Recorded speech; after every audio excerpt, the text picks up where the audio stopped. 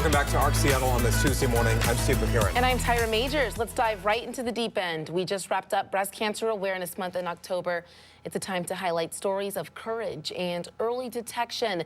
This morning, we are joined by Jaclyn Escalera. She was diagnosed with a rare form of breast cancer at just 38 years old. Despite having no family history, her journey is a powerful reminder of why it's so important to listen to your body. Jaclyn, thank you so much for joining us this morning.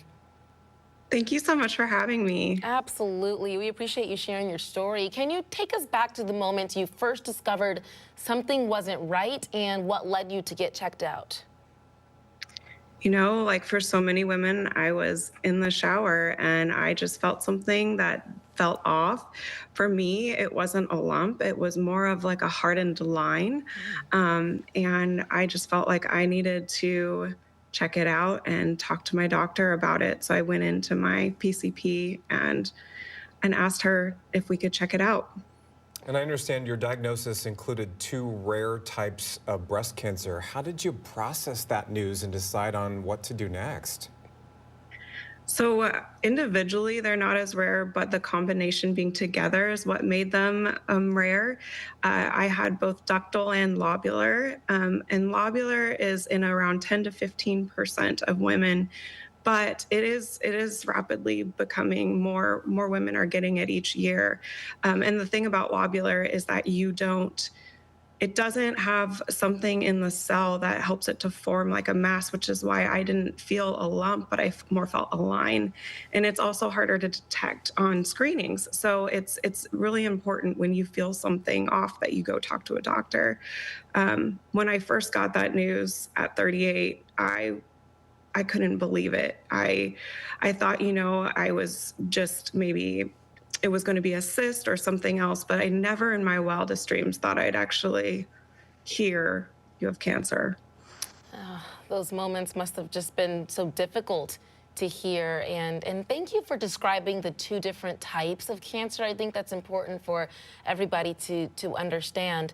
So from there, you get your diagnosis. What was your experience like navigating treatment, and how did your care team support you through that process?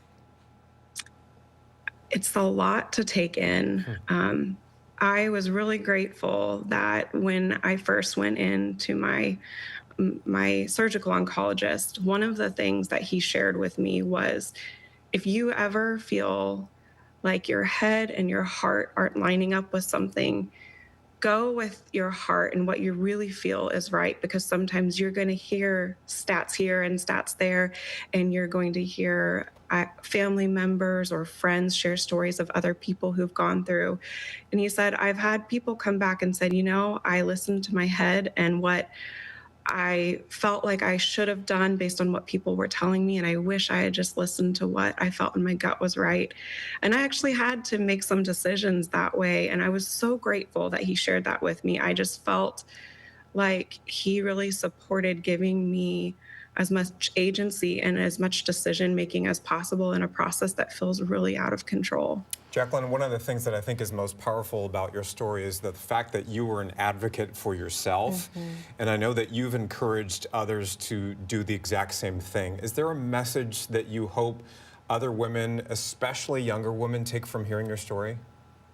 Yes, I don't want people to be scared of this. I just want to give them, just encourage them that if something feels off, even just a little bit off, that you go and talk to your doctor and advocate for yourself. I've had so many friends go get mammograms because of this, and I've been so grateful every time I get to hear it came back, I'm clear. But I have also had friends who something has been found, and I never want to hear that. This is a club with some of the coolest people in it that I don't want to invite anyone to. But I'm grateful when we can catch things early, and we've come so far with treatments that the message I think I just want to convey is like, don't wait, don't be scared and put it off, because I think that fear and putting things off can actually make things harder for you down the road. So if you feel something, get in and get it checked out and get it taken care of. Yeah, don't delay things. And now that you've gone through this journey, how has your perspective on life or health changed?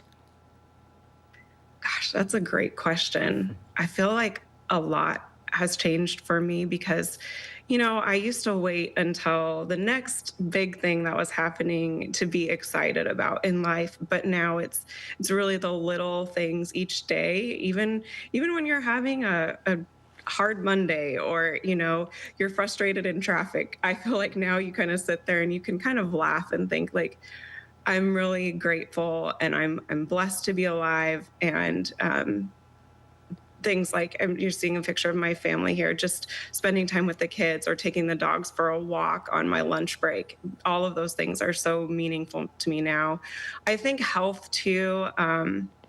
It's it's a reminder that there are a lot of different ways to be healthy because I think through this journey, it's your mental health, your spiritual health, and your physical health, they all work together. And even when physically I wasn't healthy, I tried to focus on what could I do. If I couldn't run, I'd walk. If I couldn't walk, I would sit and read. I would do something to keep me healthy and as strong and as positive as possible through the process.